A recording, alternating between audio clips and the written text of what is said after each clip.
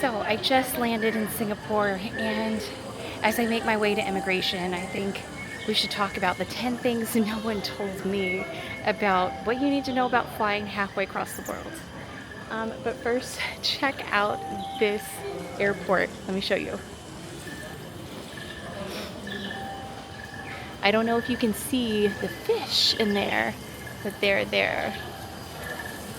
It's incredible. I believe this is called the Dreamscape. And what's cool about it is like, we got stuff going on over there. And there's like fish in that water. But the thing that I didn't notice until today is the ceiling. Isn't that cool? Okay, the first thing is, no one told me that it was going to be like a long flight. Like, I knew it was going to be a long flight, but I just didn't realize what 17 hours plus 6 hours plus a 3-hour layover, what that would feel like, and just like the impacts on your body that will have, especially if you're bringing kids with you.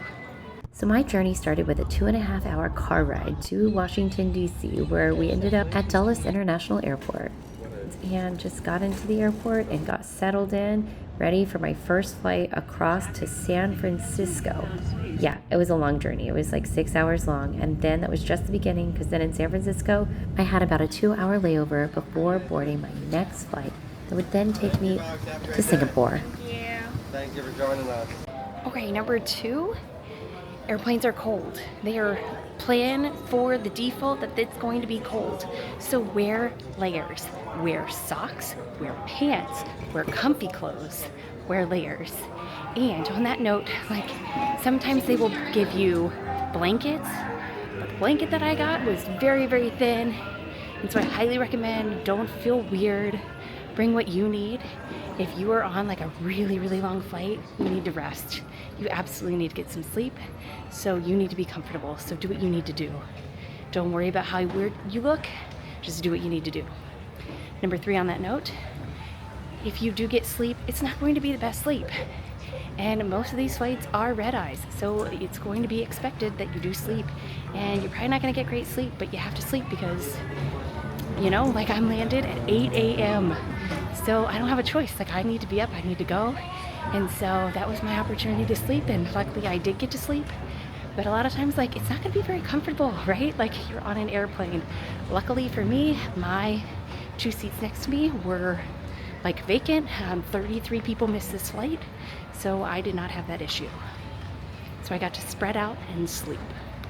Next, you want to bring a toothbrush in like your backpack or somewhere that's easily accessible so that you can brush your teeth or wash your face or do whatever it is you want to do or need to do.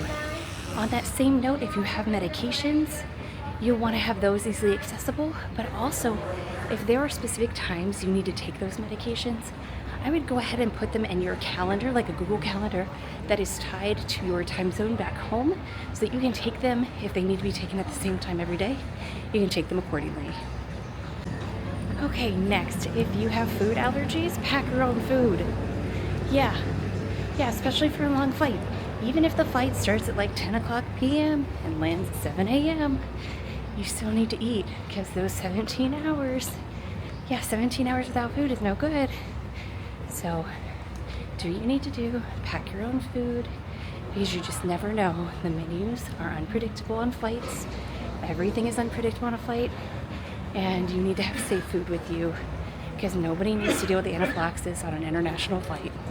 Okay, on the health topic, bring hand sanitizing wipes or alcohol wipes, whatever you need, to wipe off your armrest, your seat buckle, your screen, all those things, because who knows who's touched it before you, and all of those things. Yeah, wipe it down. Wipe all of it down, especially that buckle and those armrests. As mentioned, this place is huge, and everything about Singapore is so intent on detail, and this is amazing. The waterfalls at all the levels.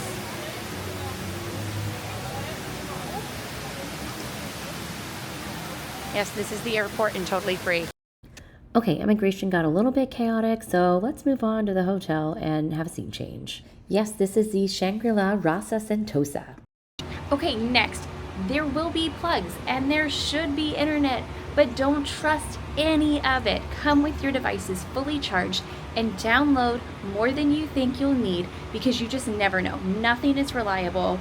I mean, you just can't guarantee that anything is going to be reliable when you're traveling, and especially on a longer, I don't know, transcontinental flight, you just don't have time to not be prepared. So download everything that you think you might want to have access to, just in case the internet doesn't work. I had issues on this flight. I was able to access certain things on the internet, but I couldn't even do the next step to get the premium access or even buy premium access. I couldn't access it. So just lesson learned. Be prepared. I had a bunch of things downloaded, so I was ready in that regard, but especially with little kids, just download more things that you think you'll need. And finally, if you are crossing the ocean and you have plans wherever you are going, whether it's a cruise, whether it's a tour, anything that you have, a wedding, any events, you need to get there 2 days in advance. If you are crossing an ocean, you need to get there 2 days in advance. If it's domestic, 1 day, but if it's international, across an ocean, 2 days. Here's why. So domestically, I always say 1 day because you never know what happens. Like weather happens, planes are down, there's maintenance, things happen. And if something happens, then your flight could get delayed or you might have to drive.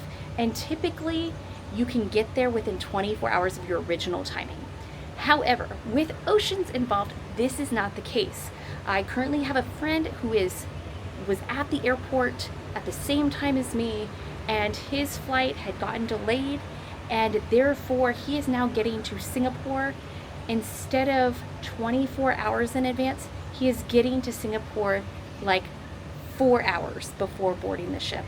And that is very stressful. So his flight times are now, instead of it being 28 hours of flying or 30 hours of flying, it is now turning into 60. So trust me on this. If you are flying across oceans, always arrive 2 days ahead of time, just to give yourself a buffer. And you might be thinking, Sarah, that's what travel insurance is for. That's why you should just get travel insurance. Yeah, get travel insurance. And travel insurance does not actually get you back the memories or the time that you're losing. Travel insurance is not going to get someone on the maiden voyage when their flight doesn't make it in time. Travel insurance isn't going to get you to the wedding that you're going to miss. It's not going to get you to the birthday event. It's not going to get you to the cruise. It's not going to get you where you want to be. Yes, it'll refund that, but that does not take back the time. It doesn't give you back that time that you're going to miss. So yes, get travel insurance, but also do the preparation yourself so that you can make the trip that you want to be on. Okay, you guys, that is it. Those are the 10 things that nobody told me about international flights, specifically flying halfway across the world to Singapore. Okay, we're now at my hotel, and we'll see you in the next video. And if you like this one, you must probably go check out our journey, how we got to Singapore. And if you're curious, you might like this one too. Okay, we'll see you in the next video. Bye, y'all.